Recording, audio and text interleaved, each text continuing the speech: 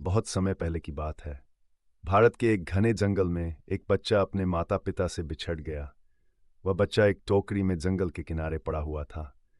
तभी वहां एक भेड़िया आया जिसने उस बच्चे को देखा। उस भेड़िए की पत्नी ने बच्चे को देखा और ममता से भर उठी।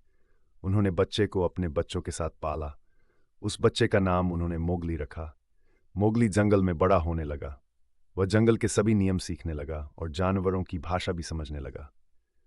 उसकी देखभाल भेड़िया परिवार करता था, लेकिन दो खास दोस्त उसके जीवन में बेहद महत्वपूर्ण थे।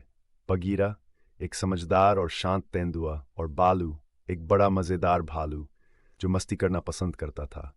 बगीरा ने मोगली को जंगल का अनुशासन सिखाया। वह उसे बताता कि किन जानवरों से दूर रहना चाहिए, जैसे कि जहरीले सांप या शिकारी बाघ। बालू ने उसे जीवन का आनंद लेना सिखाया, नदियों में तैरना, शहद खाना और पेड़ों पर चढ़ना। मोगली एक निडर और बुद्धिमान बच्चा बनता जा रहा था।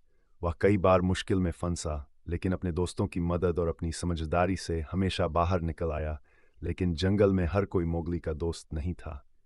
एक खतरनाक बाघ था, शेर खान। वह इंसानों से नफरत करता था क्योंकि एक बार इंसानों ने उस पर आग से हमला किया था। जब शेर खान को पता चला कि जंगल में एक इंसानी बच्चा रह रहा है, तो वह गुस्से से भर गया। शेर खान ने मोगली को मारने की ठान ली। बगीरा और बालू जानते थे कि अब मोगली जंगल में सुरक्षित नहीं है। उन्होंने उसे समझाया कि उसे इंसानों के गांव लौट जाना चाहिए, लेकिन मोगली ने मना कर दिया। उसने कहा, यह जंगल मेरा घर है और मैं कहीं नहीं जाऊंगा। मोगली ने शेर खान से लड़ने की ठान ली। वह जानता था कि शेर खान बहुत शक्तिशाली है, इसलिए उसे चालाकी से काम लेना होगा। उसने जंगल से सूखी लकड़ियां इकट्ठा कीं और आग जलाई, वही चीज जिसे शेर खान डरता था। अंततः जब शेर खान मोगली पर हमला करने आया, मोगली ने आग का उपयोग करके उसे पीछे हटाया। एक तेज तूफान के बीच शेर खान डरकर भागा, लेकिन मोगली ने उसे एक गहरी खाई की ओर ले जाकर हमेशा के लिए जंगल से बाहर कर दिया। अब जंगल मोगली के लिए सुरक्षित था, लेकिन मोगली को यह भी समझ में आया कि वह इंसान है और उसे इंसानों की दुनिया से भी कुछ सीखना है।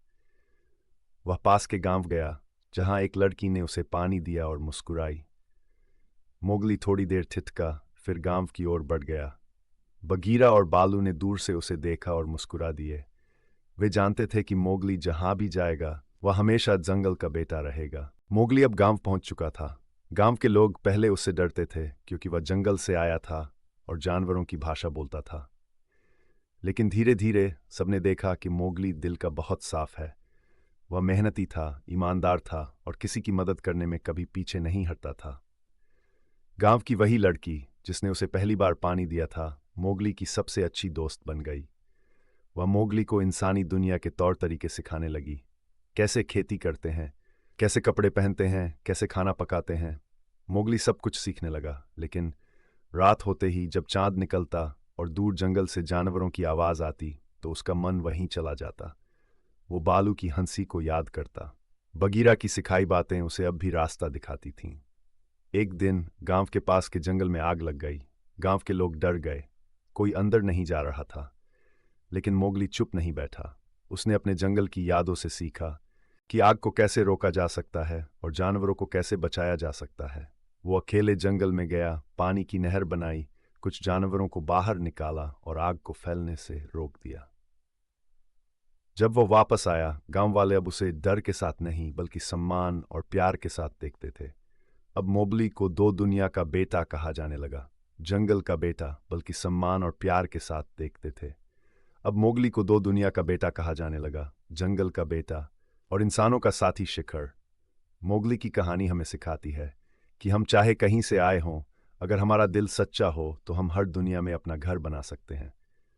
हमारा जंगल अब सुरक्षित है और ये सब मोगली के साहस की वजह से है। उसके बिना हम ये सब नहीं कर पाते।